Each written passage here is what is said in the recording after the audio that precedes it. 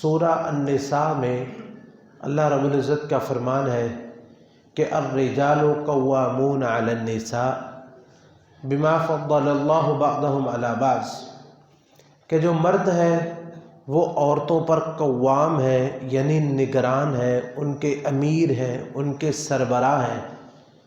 اس لیے ایک تو وجہ یہ کہ اللہ نے جو بعض کو بعض پر فضیلت عطا فرمائی ہے، یعنی جو مرد ہے اس کو فطری طور پر اللہ تعالیٰ نے عورت پر فضیلت عطا فرمائی، جسمانی اعتبار سے، ذہنی اعتبار سے، اور اس کے ساتھ ساتھ وَبِمَا أَنفَقُوا مِنْ أَمْوَالِهِمْ، اور اس وجہ سے بھی جو وہ مال ان عورتوں پر خرچ کرتے ہیں، یعنی ان کے نان و نفقہ کے وہ ذمہ دار ہیں۔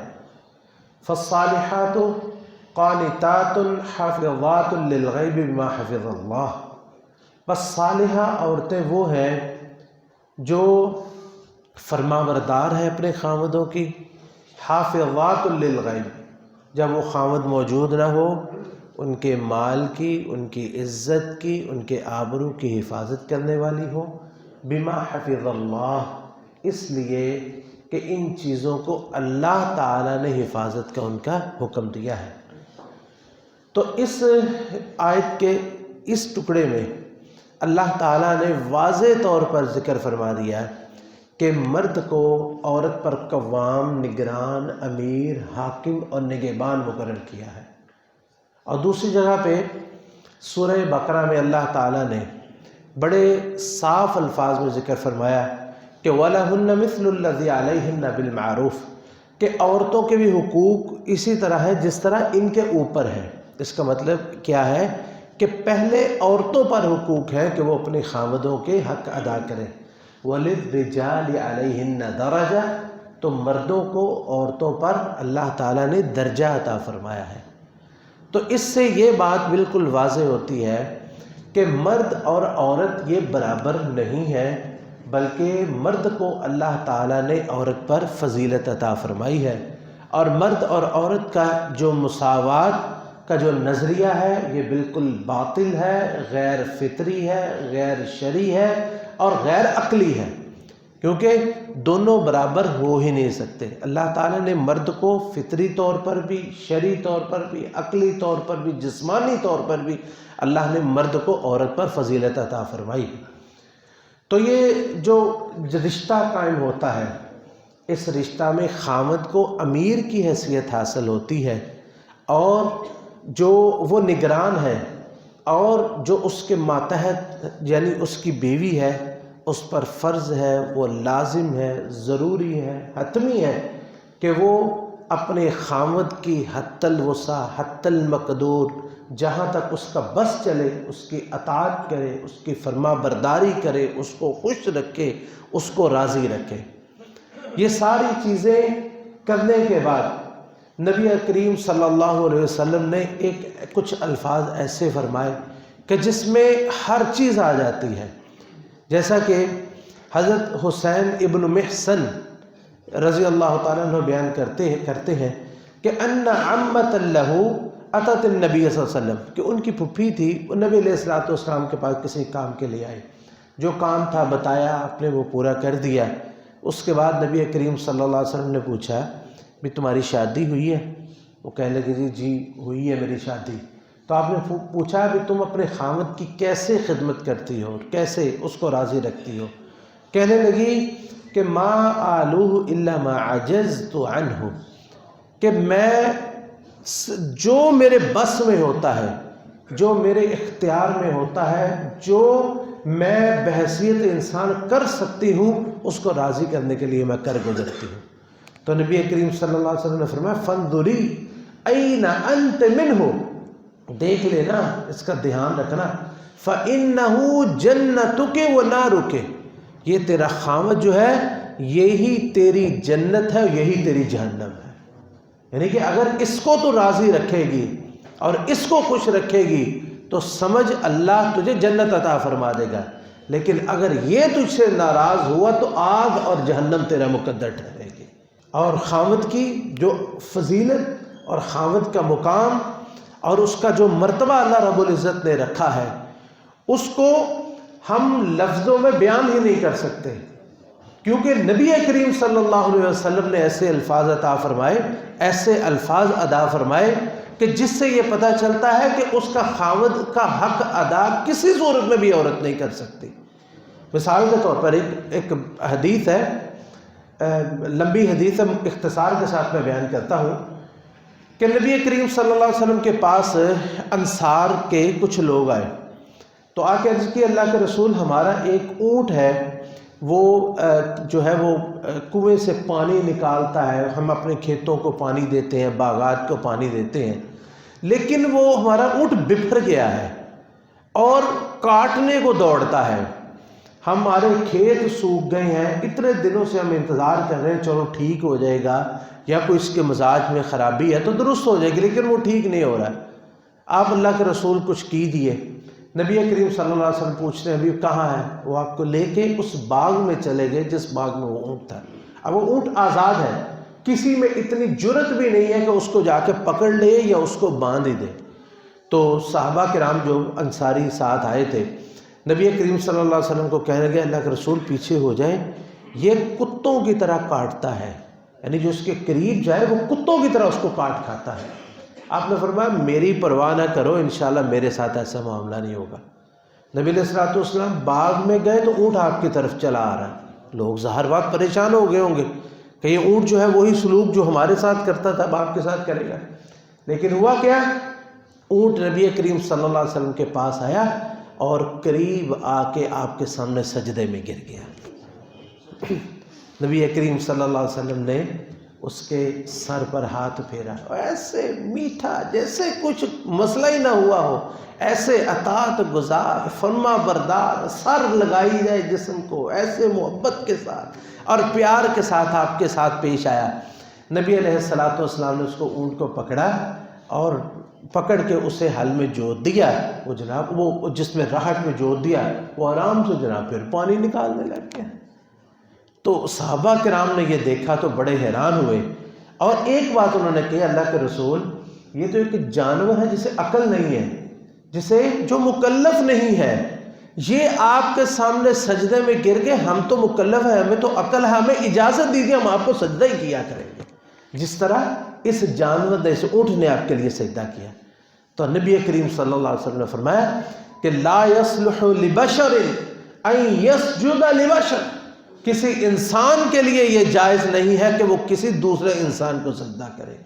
ہاں اگر جائز ہوتا، وَلَوْ صَلُحَ لِبَشَرٍ أَن يَسْجُدَ لِبَشَرٍ، اگر کسی انسان کا کسی انسان کو سجدہ جائز ہوتا تو پھر بھی میں محمد کریم صلی اللہ علیہ وسلم اپنے آپ کو سجدہ کرنے کی پھر بھی اجازت نہ دیتا، بلکہ میں عورت کو کہتا کہ روز اپنے خاوند کو پھر سجدہ کیا کرے۔ اگر سجدہ کرنے کی اجازت ہوتی تو پھر بھی میں اپنے آپ کو سجدہ نہ کرواتا، بلکہ عورتوں کو کہتا، بیویوں کو کہتا کہ اپنے خاوندوں کو روز سجدہ کیا کرو۔ اور فرمایا اس لیے کہ لِعَظَمِ حَقِّهِ عَلَيْهَا، کیونکہ اس کا حق ہی اتنا زیادہ ہے، اتنا مقام ہے خاوند کا اپنی بیوی کے ہاں۔ لَوْ كَانَ مِنْ قَدَمِ، یا پھر آپ نے ایک مثال دی، لَوْ كَانَ مِنْ قَدَمِهِ إِلَى مَفْرَقِ رَأْسِهِ قَرْحَةٌ تَنْبَجِسُ بِالْقَيْحِ وَالْحَسَدِيدِ، اگر خاوند سر کے بالوں سے لے کے پاؤں کے ناخنوں تک زخموں سے بھرا ہوا ہو اور اس کے زخموں سے خون اور پیپ رس رہی ہو، اس کی بیوی آئے اور کچھ نہیں کر سکتی، لیکن اپنی زبان کے ساتھ اس کے سارے زخم کو چاٹ کے نگل کے صاف کر دے تو پھر بھی اپنے خاوند کا حق ادا نہیں کر سکتی۔ اب اندازہ کریں کہ یہ مقام اللہ تعالیٰ نے خاوند کو دیا ہے، اور یہ ذمہ داری بیوی کی رکھی ہے کہ اگر سجدے کی بھی اجازت ہو تو آپ نے فرمایا میرے لیے نہیں ہوتا، اگر سجدہ جائز ہوتا تو میرے لیے نہ ہوتا بلکہ وہ خاوند کے لیے ہوتا۔ اور عزیزان گرامی، کوئی عورت کتنی بھی اللہ کی عبادت کرتی رہے، کتنی بھی نمازیں پڑھتی رہے، کتنی بھی تہجدیں کرتی رہے، کتنے بھی صدقات و خیرات کرتی رہے، اگر وہ اپنے خاوند کا حق ادا نہیں کر سکتی تو وہ اپنے رب کا حق بھی ادا نہیں کر سکتی۔ نبی کریم صلی اللہ علیہ وسلم ایک اسی طرح اسی معنی میں دوسری روایت معاذ بن جبل رضی اللہ تعالیٰ عنہ شام سے آئے تو آ کے نبی علیہ السلام کے سامنے سچ مچ سجدے میں گر گئے. آپ نے فرمایا شام معاذ یہ کیا کیا ہے؟ کہنے لگے اللہ کے رسول شام میں گیا، وہ لوگ اپنے علماء کو سجدے کرتے ہیں اور اپنے جو راہب ہیں ان کو سجدے کرتے ہیں، آپ تو زیادہ حقدار ہیں آپ کو سجدہ کیا جائے. آپ نے فرمایا کسی بشر کے لیے، کسی انسان کے لیے یہ لائق نہیں وہ دوسرے کو سجدہ کرے.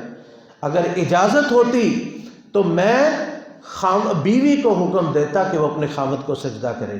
والذی نفسی بیدہ، نبی کریم صلی اللہ علیہ وسلم نے اللہ کی قسم اٹھائی کہ اس ذات کی قسم ہے کہ جس کے ہاتھ میں میری جان ہے، لا تؤدی حق ربہا حتی تؤدی حق زوجہا، کہ کوئی عورت اس وقت تک اپنے رب کا حق بھی ادا نہیں کر سکتی جب تک اس سے پہلے اپنے خاوند کا حق ادا نہ کرے. اور اس کی عبادت اور اس کی جو ہے وہ اللہ کے سامنے سجدہ ریزیاں اور اس کی ساری نیکیاں اس کو کوئی فائدہ نہیں، اس کے لیے کوئی حلاوت نہیں، کوئی مٹھاس نہیں، کوئی اس میں لذت نہیں ہے. نبی علیہ الصلوۃ والسلام نے فرمایا لا تجد امرأة حلاوت الایمان حتی تؤدی حق زوجہا، کہ کوئی عورت اس کو اپنی ایمان کی لذت اور مٹھاس محسوس ہی نہیں ہو سکتی جب تک اپنے خاوند کا حق ادا نہ کرے. یعنی ایمان ہے، عبادات ہیں، ریاضتیں ہیں، سارا کچھ ہے، لیکن خاوند کی اطاعت اور فرما برداری نہیں، اس کو کوئی لطف ہی نہیں اس میں آ سکتا. اور حقیقی بات ہے، ایسا ایک واقعہ پیش آیا غالباً سعودی عرب کے شیخ ابن باز، مجھے یاد نہیں ہے ان کا، بہت بڑے عالم، ان سے ایک عورت نے نا جو ہے وہ شکوہ کیا، کہتے ہیں جی کہ میں نا جو ہے وہ شادی میری ہو گئی ہے، پتہ نہیں کیا ہو گیا، شادی کے ساتھ ہی نا میری دین کا ستیہ ناس ہو گیا. شادی سے پہلے میں نمازیں پڑھتی، عبادتیں کرتی، یا مجھے بڑا ہی مزہ آتا تھا، لیکن اب نا میرا عبادت میں دل ہی نہیں لگتا. نماز پڑھتی ہوں دھیان کسی اور طرف، روزہ رکھتی ہوں مزہ ہی نہیں آتا، قرآن ہی نہیں پڑھا. تو انہوں نے کہا کہ سچ سچ بتانا تیرا خاوند کے ساتھ معاملہ کیا ہے؟ کہنے لگے جی اس کا خاوند کا کیا تعلق ہے؟ کہنے لگے نہیں مجھے بتاؤ. کہنے لگے جی بس یہ خاوند کے ساتھ میری بنتی نہیں ہے. تو فرمانے لگے جب تک خاوند کے ساتھ نہیں نہ بنے گی یہ عبادت کا تمہیں لطف ہی نہیں آئے گا. کیونکہ اللہ کے رسول علیہ الصلوۃ والسلام نے فرمایا کہ کسی عورت کو اپنے ایمان کی لذت، حلاوت اور مٹھاس اس وقت تک محسوس نہیں ہو سکتی جب تک اپنے خاوند کا وہ حق ادا نہیں کرتی. جس طرح ہم نے عورتوں کے حقوق ذکر کیے، آج جو ہے یہ خاوندوں کے حق جو عورتوں کے ذمہ ہیں انشاءاللہ کچھ ان میں سے ہم ذکر کرتے ہیں. سب سے پہلی بات تو یہ ہے کہ عورت کو الصالحہ، نیک بیوی بننا چاہیے، نیک بیوی بننا چاہیے. تو نیک بیوی سے کیا مراد ہے؟ جیسا کہ نبی علیہ الصلوۃ والسلام نے فرمایا خیر ما یکنز المرء المرأة الصالحہ، نیک بیوی انسان کا بہترین خزانہ دنیا میں. پیسہ نہیں، دولت نہیں، روپیہ نہیں، پیسہ نہیں، کوٹھیاں نہیں، بنگلے نہیں، محلات نہیں. خیر ما یکنز المرء، بہترین انسان کا خزانہ المرأة الصالحہ ہے، نیک بیوی ہے. تو نیک بیوی کون سی ہے؟ اللہ تعالیٰ نے یہ ابھی ہم نے آپ کے سامنے قرآن کی آیت پڑھی. اللہ تعالیٰ فرماتا ہے فالصالحات قانتات، نیک بیوی وہ ہے جو اپنے خاوندوں کی فرما بردار ہیں. حافظات للغیب، جو اس کے خاوند کی عزت، اس کی ناموس کی حفاظت کرنے والی، بما حفظ اللہ، جو اللہ نے اس کو حفاظت کا حکم دیا ہے. تو اس سے پتہ چلا کہ نیک بیوی جو ہے ایک تو خاوند کی فرما بردار ہوگی، خاوند کی فرما بردار ہوگی، اور دوسرا کہ وہ اس کی عدم موجودگی میں اس کے مال کی بھی حفاظت کرے گی. یہ نہیں ہے کہ بس اپنی مرضی سے جناب اس کو اجاڑ دیا، جس کو دل کیا دے دیا، یا اپنے گھر بھیج دیا، یا کسی کو وہ جگہ جہاں خاوند نے اجازت نہیں دی، یا اس کے وہ خرچہ دیتا بھی ہے لیکن جو ہے پھر بھی وہ اس سے جناب چوری کرتی رہے اور پھر بھی اس کا مال کھسکاتی رہے. تو یا اس کی عزت کی حفاظت نہ کرے. اس کی عزت کی حفاظت سے مراد صرف یہ نہیں کہ بدکاری میں ملوث ہو، مطلب یہ ہے کہ وہ بے پردگی کرتی ہے، یہ اس کی عزت کی حفاظت نہیں ہے. یا وہ ایسے لوگ جن سے وہ پسند نہیں کرتا، لوگ یہ اس وقت کزن کے ساتھ بے پردہ اس کے سامنے ہو جاتے ہیں، چہرے سے کا نقاب نہیں کرتے. کچھ بھی ہو، خاوند کے علاوہ کوئی بھی جو غیر محرم ہے وہ اس کے سامنے بے پردہ نہ ہو، اس کے سامنے نہ آئے.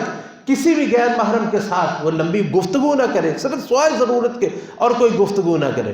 تو یہ ساری حفاظت کرنا ہے، وہ اس کے بچوں کی حفاظت کرے، اس کے بچوں کی جو ہے وہ پرورش کا خیال رکھے، وہ اس کی دینی پرورش کرے، اپنے خامد نے جن جن چیزوں کی پابندی لگائی ہے ان چیزوں کی پابندی کرے، یہ ساری حافظات للغیب میں آتا ہے۔ تو المرأۃ الصالحہ کون ہے؟ جو خامد کی فرما بردار ہے۔ خیر ما یکنز المرء، اور دوسرے نبی علیہ الصلوۃ والسلام نے حدیث میں بیان فرمایا خیر ما یکنز المرء المرأۃ الصالحہ۔ وہ کون ہے المرأۃ الصالحہ؟ اس کی مزید تفصیلات نبی علیہ السلام نے بیان فرمائی، اذا نظر الیہا سرتہ، جب اس کی طرف دیکھے تو اس کو خوش کر دے، جب بھی دیکھے، یعنی جب بھی اس کو دیکھے تو خوش کر دے۔ کیا مطلب یہ کہ وہ ایسی حالت میں رہے، اس کے ساتھ یہ حالت سے مطلب کہ ایک تو بظاہری جسمانی حالت اس کی ایسی ہو کہ خامد دیکھے اس کو ٹھنڈک کا احساس ہو، یہ نہ گندی بنی ہو، نہ اس کو صفائی ستھرائی کا اسے پتہ ہو، اور دوسرا یہ بھی نہ ہو کہ جناب منہ پہ ہر وقت تیوریاں چڑھی ہوئی، ہر وقت شکوہ، ہر وقت شکایت، نہیں، گھر میں آئے مسکراہٹ کے ساتھ اس کا استقبال کرے، اور جب بھی وہ اس کو دیکھے، گھر میں بھی دیکھے، اچھی حالت میں دیکھے، اپنی فرما برداری میں دیکھے، اپنی اطاعت گزاری میں دیکھے۔ یہ ایسا لفظ ہے جسے ہم اس کا احاطہ نہیں کر سکتا۔ کیسے خوش رکھنا، ہر عورت کو پتہ ہوتا ہے میرا خامد کیسے خوش رہتا ہے۔ اذا نظر الیہا سرتہ، جب اس کو دیکھے خوش رکھے، وَإِذَا أَمَرَهَا أَطَاعَتْهُ، جب اس کو حکم دے تو اس کی فرما برداری کرے، جیسے وہ کہے ویسے وہ کر لے شریعت کی حدود کے اندر۔ وَإِذَا غَابَ عَنْهَا حَفِظَتْهُ، جب وہ موجود نہ ہو تو اس کی حفاظت کرے، جیسے ہم نے بھی تفصیل بتائی ہے۔ تو عزیزان گرامی، یہ المرأۃ الصالحہ کی کچھ تفصیلات ہیں کہ وہ کس طرح کی ہو، کہ اس کی حفاظت کرے، اس کو خوش رکھے، اور جو حکم دے وہ اس کے حکم کی فرما برداری کرے۔ اور ان کے احکام کی فرما برداری میں سے ایک بہت بڑا حکم یہ ہے کہ جب وہ اس کو اپنے بستر پہ بلائے تو فوراً اس کی اطاعت گزاری کرے، اور جیسی بھی ہو، دل چاہے نہ چاہے، اللہ یہ کہ کوئی شرعی عذر ہے جیسے ایام ہے یا کوئی اس طرح کا کوئی مسئلہ، تو پھر تو عذر ہے یا فرضی روزہ ہے، لیکن اگر وہ ویسے اس کو بلاتا ہے تو اس کے لیے ضروری ہے، لازمی ہے، حتمی ہے، واجب ہے کہ وہ فوری طور پر اس کی آواز پہ لبیک کہے۔ آپ نے فرمایا وَلَوْ كَانَتْ عَلَى التَّنُّورِ، چاہے وہ تنور پر کیوں نہ ہو۔ اور آپ کو پتہ ہے کہ یہ تنور اس وقت گھروں میں چولہے نہیں ہوتے تھے، باہر تنور ہوتے تھے، اور وہاں باری سے جو ہے وہ روٹیاں پکتی تھی، پہلے اس کی باری، پھر دوسری باری، پھر تیسری، اور تنور پہلے اس کا تنور پہ باری آنا، پھر اس کا گرم ہونا، اور پھر روٹیاں پکانا۔ اور آپ کو پتہ ہے کہ وہ سب سے جو ہے وہ عورت کے لیے نازک مرحلہ ہوتا ہے کہ روٹی اس نے توے پہ یا تنور پہ ڈالی ہو۔ آپ نے فرمایا تنور میں روٹی ڈالی ہوئی ہے، خاوند کہتا ہے فوراً آ جاؤ تو اسی وقت اس کی حاجت کو پورا کر۔ اور دوسری روایت میں ہے، آپ نے فرمایا وہی علی ظہر قطب، چاہے وہ سواری پہ بیٹھی ہو، یعنی کہیں سفر کے لیے جا رہی ہے، گاڑی میں بیٹھی ہوئی ہے اور گاڑی چلنے کے لیے تیار، اس کا خاوند کہتا ہے نہیں جی مجھے آؤ میرے پاس، تو فوری طور پر سواری سے اتر کے اس کے پاس چلے جائے۔ اگر وہ ایسا نہیں کرتی تو نبی علیہ الصلوۃ والسلام نے فرمایا کہ اگر کوئی خامد اپنی بیوی کو بلائے فلم تأتہ، وہ نہ آئے، فبات غضبان علیہا، وہ غصے میں سو جائے نا، ساری رات اللہ کے فرشتے اس عورت پر لعنتیں بھیجتے رہتے ہیں۔ اور دوسری لفظ ہے، آپ نے فرمایا الا کان الذی فی السماء ساخطا علیہا حتی ترضی عنہا، آسمانوں والا رب ساری رات اس عورت پہ ناراض ہی رہتا ہے یہاں تک کہ اس کا خامد اس سے راضی ہو جائے۔ اور اگر اس حالت میں وہ نمازیں بھی پڑھتی ہے، نبی علیہ الصلوۃ والسلام نے فرمایا اثنان لا تجاوز صلاتهما رؤوسهما، دو قسم کے لوگ ایسے ہیں وہ نمازیں پڑھتے ہیں یہاں سے سر سے اوپر جاتی نہیں، آسمان تو دور کی بات ہے، سر سے اوپر نہیں جاتی۔ عبداللہ ابک عن موالی، ایک ایسا غلام جو اپنے مالکوں سے بھاگ جائے، اور دوسرا وامرأۃ عصت زوجہا حتی یرجع، کوئی عورت جب تک وہ اپنے خاوند کی نافرمانی میں رہتی ہے اس وقت تک اس کی کوئی نماز اللہ رب العزت قبول نہیں فرماتا۔ عزیزان گرامی، یہ اتنے حقوق اللہ تعالیٰ نے خاوند کے جو ہے وہ رکھے ہوئے عورت کے ذمہ، اور اس پر لازم ہے اس کے ساتھ ساتھ ان حقوق کے ساتھ ساتھ ایک حق یہ بھی ہے کہ وہ ہر وقت اپنے خاوند کی شکر گزار رہے، اور اگر وہ نافرمانی کرتی ہے، ناشکری کرتی ہے، نبی علیہ الصلوۃ والسلام نے فرمایا تصدقن، عورتوں صدقہ بہت کیا کرو، فإنی رأیتکن اکثر اہل النار، میں نے دیکھا جہنم میں عورتیں ہی عورتیں۔ پوچھا کیوں؟ اس نے اپنے فرمایا تکفرن العشیرہ وتکثرن اللعن، خامد کی نہ لعنت ملامت مت کرتی ہے اور خامد کی کثرت کے ساتھ ناشکری کرتی ہے۔ اور نبی علیہ السلام نے فرمایا کہ لا ينظر اللہ تبارک و تعالی الی امرأۃ لا تشکر لزوجها، اللہ رب العزت اس عورت کو رحمت کی نظر سے ہی نہیں دیکھتے جو اپنے خامد کی شکر گزار نہیں ہوتی۔ وہی لا تستغنی منہ، حالانکہ غنی نہیں ہوتی، اسی سے لیتی ہے، اسی کا کھاتی ہے، اسی کا پہنتی ہے، اسی کا اوڑھتی ہے، اسی کا اجاڑتی ہے، لیکن پھر بھی اس کی ناشکری میں نے دیکھا ہی کیا ہے، مجھے کبھی آسانی نصیب ہی نہیں ہوئی۔ نبی علیہ السلام کے گھر والے آپ دیکھیں، آپ بہت اچھے تھے اپنی بیویوں کے ساتھ، اتنے اچھے ہم نے پچھلے خطبوں میں ذکر کیا ہے، لیکن کیا آپ کے گھر میں دولت کی ریل پیل اسی طرح تھی جس طرح ہمارے گھروں میں ہے؟ اور جن کے گھروں میں تین مہینے تک روٹی نہیں پکتی تھی، آگ ہی نہیں جلتی تھی، سالن ہی نہیں پکتا تھا، لیکن اس کے باوجود آپ فرماتے ہیں میں اپنی بیویوں کے لیے بہت اچھا ہوں۔ مطلب یہ کہ جو وسعت ہے، تو جس حالت میں بھی ہو عورت کو چاہیے کہ وہ اپنے خامد کی شکر گزاری رہے، چاہے غربت ہے، اسرت ہے، تنگی ہے، پریشانی ہے، ہر حالت میں، کیونکہ جو اس کے پاس وہ لے کے آیا تھا، نہیں ہے تو جو کچھ اس کے پاس نہیں تمہارے پاس بھی نہیں ہے، تو اس لیے ہر حالت میں عورت کو چاہیے وہ اپنے خامد کی شکر گزار ہوتی رہے، عملی طور پر بھی اور لفظی طور پر بھی اس کا شکریہ ادا کرتی رہے اور اس کو خوش رکھے اس بات میں۔ خامد کے حقوق میں سے ایک حق یہ ہے کہ اگر خامد گھر میں موجود ہے تو عورت اس کی اجازت کے بغیر نہ نفلی روزہ رکھے نہ نفلی نماز پڑھے۔ نبی علیہ السلام آپ کے پاس ایک عورت آئی، خامد سے بڑی ناراض، کہتی اللہ کے رسول میرا خامد جو ہے یہ ایسا بے دین ہے، نماز فجر ہو رہی ہوتی ہے یہ گھر میں سویا ہوتا ہے، فجر میں سویا ہوتا ہے، اور بلکہ اس سے بھی الٹا، میں نماز پڑھتی ہوں میری نماز چھڑا دیتا ہے، روزہ رکھتی ہوں میرا روزہ افطار زبردستی کروا دیتا ہے، ایسا میرا عجیب و غریب۔ نبی علیہ السلام نے اس کے خامد کو بلایا، ہاں بھائی تیرے خلاف یہ چارج شیٹ آئی ہے، جواب دو اس کا۔ کہنے لگا اللہ کے رسول دیکھیں یہ میری اکلوتی بیوی ہے اور میں نوجوان آدمی ہوں، یہ میں گھر میں آتا ہوں یہ جناب روزہ رکھ کے بیٹھی ہوتی ہے، مجھے ضرورت ہوتی ہے میں صبر نہیں کر سکتا، میں زبردستی اس کا روزہ چڑھوا دیتا ہوں۔ آپ نے فرمایا کہ اس عورت کو کہا، نفلی روزہ تھا، آپ نے فرمایا کہ جب تک یہ خامد تیرا اجازت نہ دینا تو انہیں نفلی روزہ نہیں رکھنا۔ ہاں اگلی بات، تم نماز نہیں پڑھنے دیتے، کہتے اللہ کے رسول مجھے گھر میں کام ہوتے ہیں، یہ کیا کرتی ہے جناب نفل نیند دیتی ہے، فرض تو ہوتے ہیں، نفل نیند دیتی ہے اور سلام ہی نہیں پھیرتی، میں دیکھتا رہتا ہوں، مجھے ضرورت ہوتی ہے، گھر کے کام ہوتے ہیں، گھر کے معاملات، اس کی نماز ہی نہیں ختم ہوتی۔ آپ نے اس عورت کو کہا آئندہ سے جب تک یہ اجازت نہ دے تم نے نفلی نماز بھی نہیں پڑھنی۔ اچھا تو فجر کی نماز میں کیوں سوئے رہتے ہو؟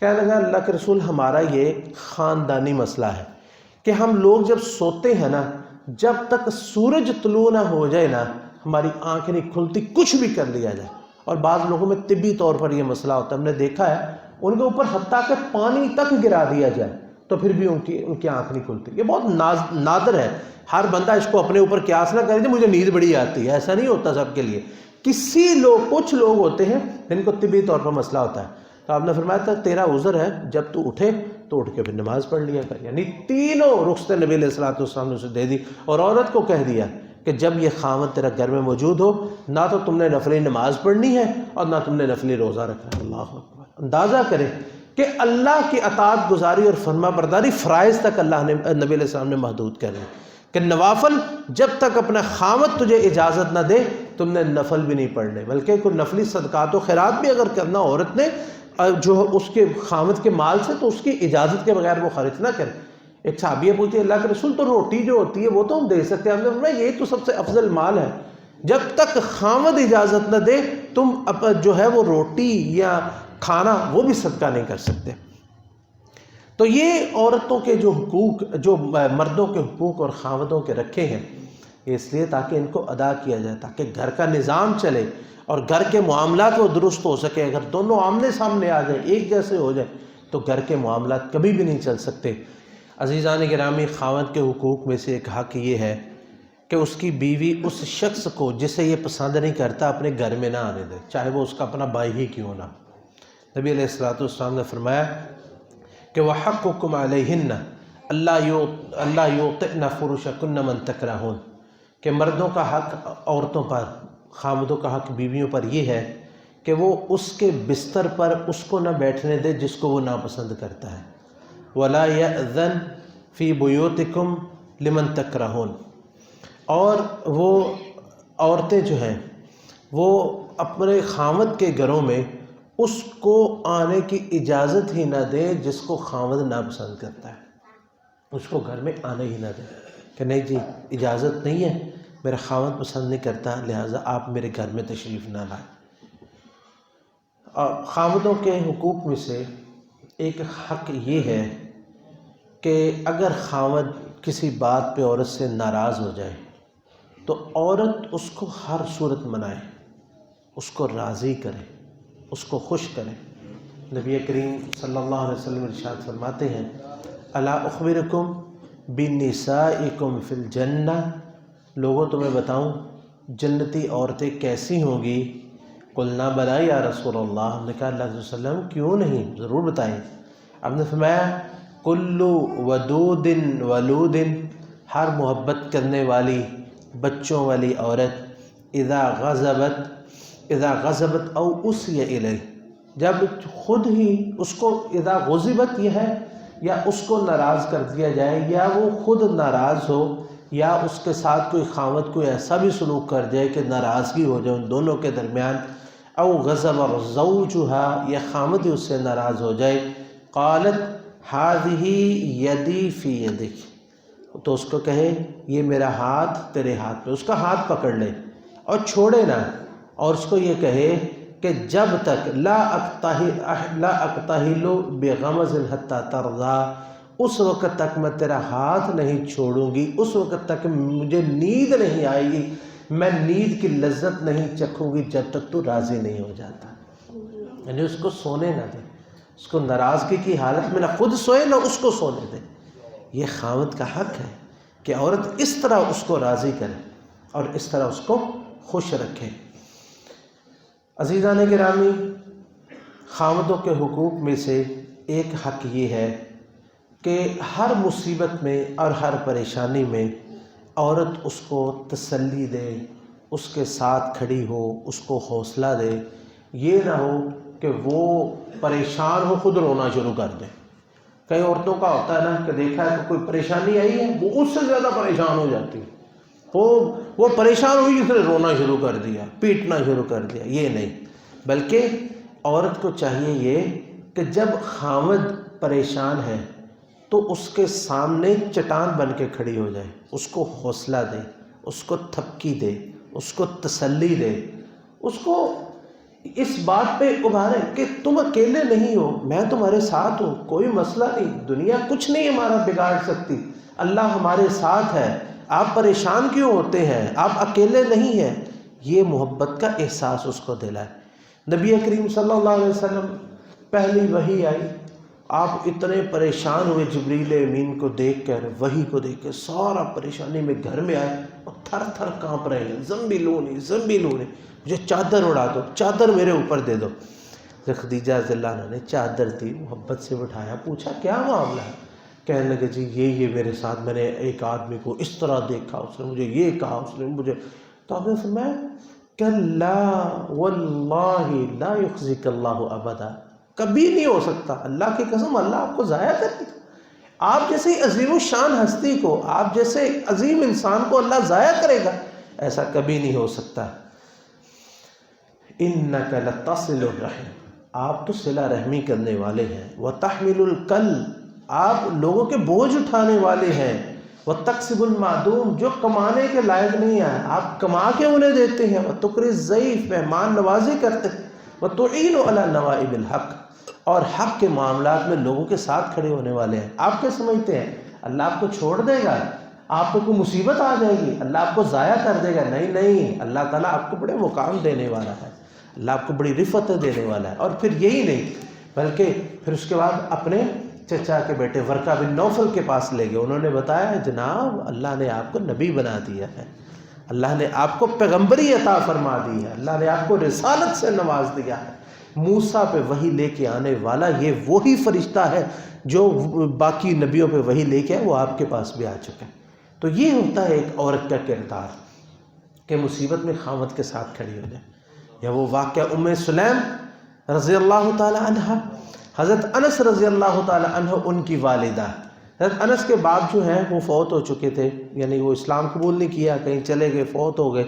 پھر ان کی والدہ ام سلیم نے نکاح کیا ابو طلحہ رضی اللہ عنہ کے ساتھ. کیا ہوا ایک دفعہ کہ ان کا بیٹا جو تھا وہ بیمار ہو گیا, کافی بیمار تھا, لیکن ضروری تھا خاوند کا کام پہ جانا, بھی کوئی ضروری کام تھا, چنانچہ وہ وہاں پہ چلا گیا. گھر سے نکلے, تھوڑی دیر بعد بیٹا فوت ہو گیا. انہوں نے کیا کیا, سب گھر والوں کو روک دیا کہ ابو طلحہ آئیں, کوئی ان کے ساتھ گفتگو نہ کرے, کوئی ان کو کچھ نہ بتائے, میں خود ہی بتا دوں گی جو کچھ بتانا ہوا, آپ لوگ سامنے بھی نہ آنا. چنانچہ سارے لوگ اپنی اپنی جگہ پہ چلے گئے. کیا ہوا, ان کے آنے کا وقت ہوا. ام سلیم غسل کرتی ہیں, جناب بہترین لباس پہنتی ہیں, جو سب سے اچھا میک اپ دستیاب تھا, خوبصورت میک اپ کرتی ہیں, بڑا بہترین کھانا گھر میں بناتی ہیں. وہ گھر میں آئے, آتے ہی پوچھا بچی کی کیا حال ہے؟ کہنے لگا اب وہ بالکل سکون سے ہے. کیا حال ہے بچے کا؟ کہتے بچہ بالکل سکون سے ہے. آئیے, کھانا کھایا, کھانا کھلانے کے بعد ان کے قریب ہوئی, پیار و محبت کا اظہار ہوا, حتیٰ کہ قربت بھی ان کے ساتھ کر لی. پھر اس کے بعد یہ سارا کچھ ہو گیا, مطلب کھانا کھا لیا, قربت ہو گئی, سارا کچھ ہو گیا. کہنے لگی کہ ابو طلحہ کو بات تو بتانا ہے. کہنے لگی جی کیا؟ کہنے لگی کہ کوئی شخص کسی کو امانت دے کہ یہ چیز میں امانت کے طور پہ رکھ رہا ہوں, تو پھر وہ مانگنے کے لیے آ جائے تو امانت دے دینی چاہیے نا. کہنے لگا بالکل دے دینی چاہیے, تو دل میں بھی کچھ نہیں نہ آنا چاہیے, نہیں اس کا حق کیا, اس کی چیز اس کو واپس کر دے. تو فرمانے لگی جو امانت اللہ نے تجھے دی تھی وہ واپس لے لی. اس سے ناراض, تم نے میرے ساتھ یہ سلوک کیا, مجھے کھانا کھلایا, مجھے میرے ساتھ قربت بھی کی, سارا کچھ, مجھے بتایا کیوں نہیں؟ کہنے لگے اس میں ناراض ہونے والی کون سی بات ہے, اللہ کی چیز تھی, اللہ لے گیا, اس میں ناراض کیوں ہوتے ہیں؟ غصے میں نبی علیہ السلام کے پاس آ گئے, اللہ کے رسول میری بیوی نے میرے ساتھ یہ سلوک کیا ہے, میرے گھر میں یہ آفت ٹوٹ پڑی, مجھے کھانے کھلانے لگی, میک اپ کر کے میرے سامنے آئی, میرے ساتھ قربت, سارا کچھ کیا, اس کو پتہ نہیں ہے کہ میرے ساتھ میرے کوئی کیا مصیبت گزر گئی. آپ نے فرمایا حوصلہ کر ابو طلحہ, حوصلہ کر, اس نے بہت اچھا کیا ہے, تمہاری ملاقات ہوئی ہے؟ کہنے لگے جی ہاں ہوئی ہے.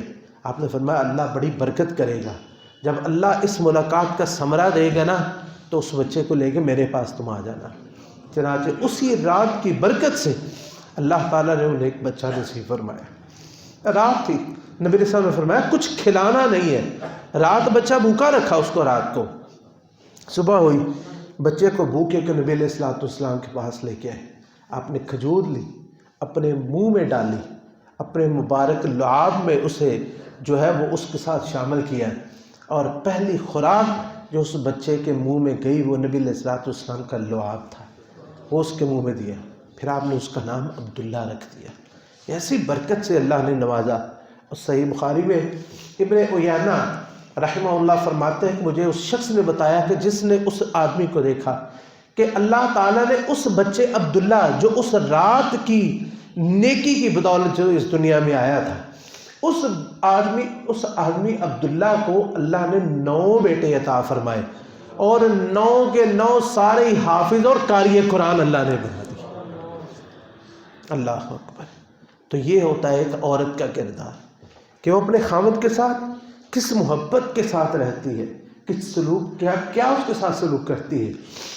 مصیبت کے وقت اپنی مصیبت الگ سے نہ ڈال کے بیٹھ جائے, پریشانی کے وقت اس کی پریشانی کو دگنا نہ کر دے, یہ نہ اس کی پریشانی کے بجائے اس کو اس کی فکر پڑ جائے. اس لیے عورت کو چاہیے وہ ہر پریشانی میں, ہر آفت میں, ہر مصیبت میں, پیٹ خالی ہے, لباس جو ہے وہ چیتھڑے بھرے ہوئے ہیں, لیکن پھر بھی خاوند کے چہرے کو دیکھے, مسکرائے, اسے حوصلہ دے, اس کو تسلی دے کہ ہر مصیبت میں, ہر پریشانی میں آپ اکیلے نہیں, میں آپ کے ساتھ ہوں, کوئی مسئلہ نہیں. اگر اللہ نے آج تنگی دی, اللہ آسانی بھی دے گا. ہم تنگیوں میں آسانیوں میں ہمیشہ ساتھ ہیں۔ اللہ تعالیٰ ہمارے گھروں کو اس طرح سکون کا اور امن کا گہوارہ بنا دے، ہمیں سے توفیق نصیب فرمائے ہم اپنی عورتوں کے حقوق پورے ادا کریں، اور عورتوں کو اللہ تعالیٰ یہ توفیق نصیب فرمائے کہ اپنے خاوندوں کے حقوق ادا کریں۔ عزیزان گرامی، ایک آخری نصیحت میری وہ پلے باندھ لیں، یہ خواتین بھی سن لیں اور مرد حضرات بھی سن لیں۔ یہ سارا کچھ جو 3-4 خطبوں سے ہم سن رہے ہیں، اس کا مطلب یہ نہیں ہے کہ ہم جا کے فریق ثانی سے اپنے مطالبات شروع کر دیں کہ آپ کو پتہ نہیں ہے بیوی کہے کہ بیوی کے حقوق کیا ہے، اور خاوند کہے کہ تمہیں پتہ نہیں ہے خاوند کے حق کیا ہے۔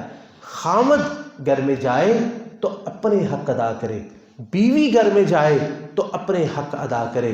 اگر مخالف فریق یا دوسرا فریق اس کا حق نہیں دیتا تو اللہ سے اس کا حق کا مطالبہ کرے، اللہ تعالیٰ روز قیامت اس کو بڑا ہی اس کا اجر عطا فرمائے گا۔ یہ سارا کچھ اس لیے سنا یا اس لیے بیان ہوا یا اس لیے سارا کچھ یہ آپ کے سامنے رکھا گیا تاکہ ہم اپنے حق ادا کریں، نہ کہ دوسروں سے حق چھیننے کی کوشش کریں، اپنے حق ادا کریں۔ اللہ تعالیٰ ہمیں اس کی توفیق نصیب فرمائے۔